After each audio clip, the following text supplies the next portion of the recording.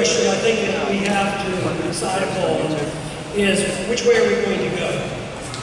We see the end of an era. Where is it going to go? And I think the choice is one or two. I do not think that there's going to be another Marxist come along and restore enthusiasm for Marxism. I don't think that tomorrow we're going to have the same thing as a Hitler or Mussolini, but I do think we have to move about fascism. An expansion of what we already have, which is corporatism. The buddy system between big corporations, big banks, with the government. And that is the reason that we have to be on the side of saying, yes, if you're big and you made your money because you had special benefits and bailouts and protectionism from the government, that is wrong. But if you're big because you sold a good product to us and we bought it and you bought it rich, you have a right to be rich before.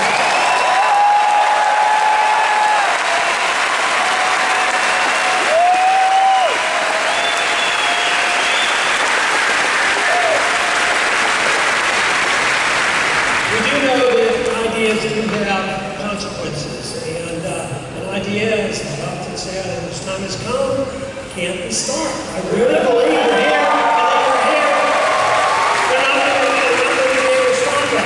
But we have to learn to know how to spot the fluff, the baloney, and get rid of it. Don't listen to it. But you just can't hit them over the head with a 2x4. It seems like maybe that's the best way to do it at times. You know, some people claim that I have not been, I don't express my outrage enough. You should be more outraged. Look what they're doing to you. How did you ever put up with that? What do you do all this thing? And they'll say to me, how did you ever put up with this in Congress 30 years and not yelling and screaming? Have you ever thought about it? What if I became outraged at everything they did wrong? I'd have been worn out in about 5 years for sure.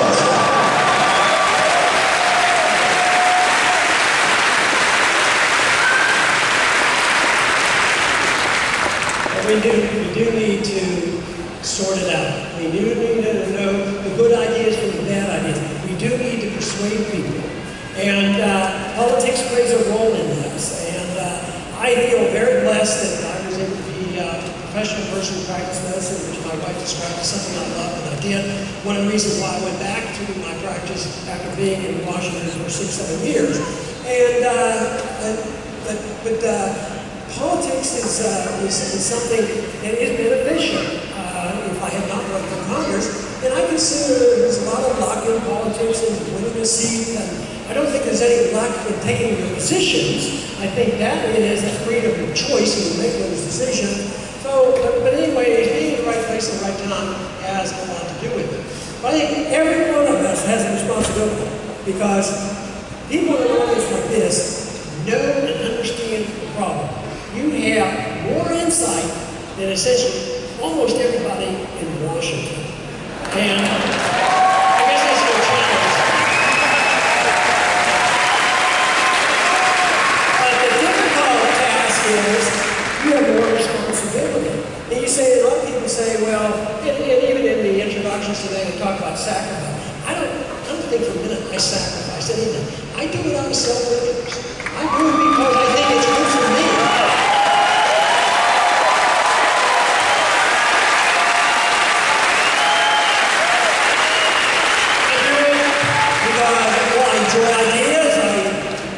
Sorting out right from wrong, good ideas and bad ideas, and there's some fun in it. I always advise that you're in this business and you don't try to have some fun, like I hope you do the rest of the evening tonight too. So have some fun. Then you're going to get worn out. But once you come to the conclusion that you put this whole thing together, personal liberty, property rights, sound foreign policy, monetary policy, and then there's an enlightenment. Come to the light goes on and you say, wow. This really comes together.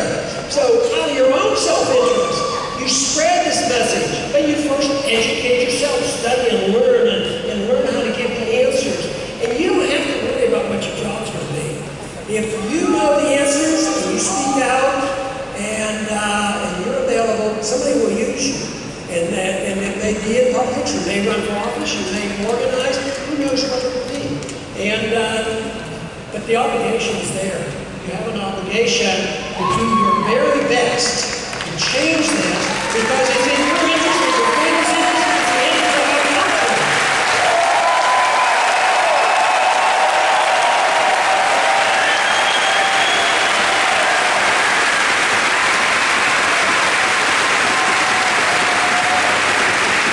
When we do this, we have to aim high, we have to be very idealistic. We have to use reason and we have to have passion. We have to have passion for this. This will convert people rather than grabbing them by the collar and saying, don't you understand what I'm saying? Listen to me. It doesn't work. I'll tell you that. It just doesn't work. A soft answer sometimes is a lot better. Soft answer in Washington doesn't seem to help too much, but when you're persuading your friends, soft answers in discussion is a good way to convince people.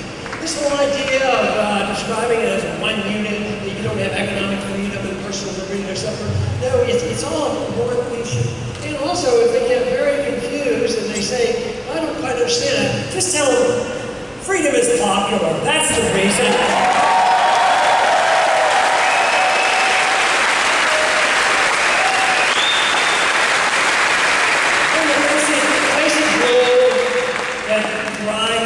Philosophy is the rejection of violence. You don't kill other people, you don't take their property, you tolerate other people. And just think about this for a minute. Freedom should bring us together. It should never be divisive. Because in this room there might be 1,000 different reasons why you want the freedom. You might want it for personal reasons, economic reasons, religious reasons, intellectual reasons.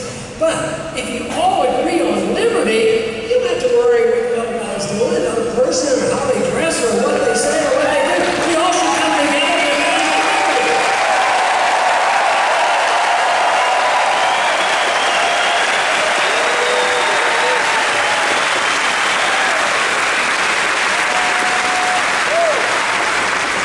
Giving up this initiation of force with violence is very important. We live with a lot of violence. State violence, police violence, individual violence, and we're in a very violent culture.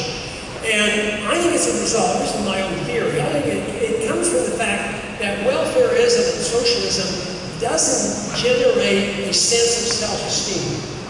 And it generates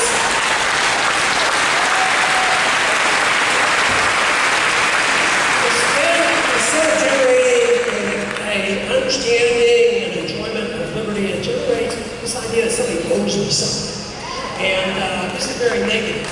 And then I think self-esteem comes from production, where you feel good about yourself, that you did something.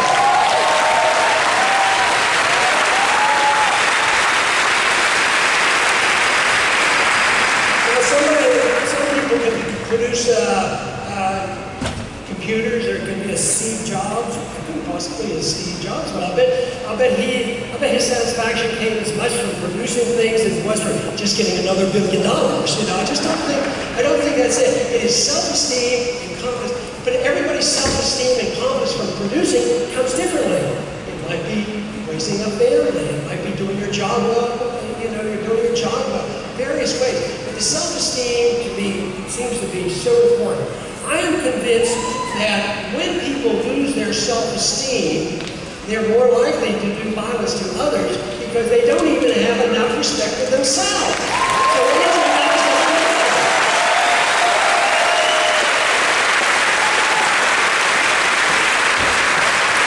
And then those who redistribute wealth suffer from that same problem. Oh yeah, superficially they want to redistribute wealth and take care of everybody, and they too might not have enough self-esteem to understand where it really comes from. My personal goal with my politics, my personal life is that free society provides me an opportunity to seek virtue and excellence. And that should be a personal goal. And in doing that, it is better done in a free society.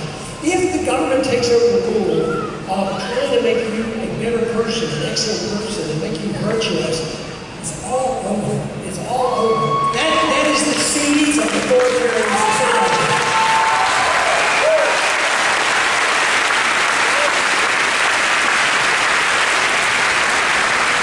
So instead of seeing this as a continuation of an era of the 20th century that gave us so much death and destruction, undermining of our liberties, and conditions today that are so dangerous, let us think that we are now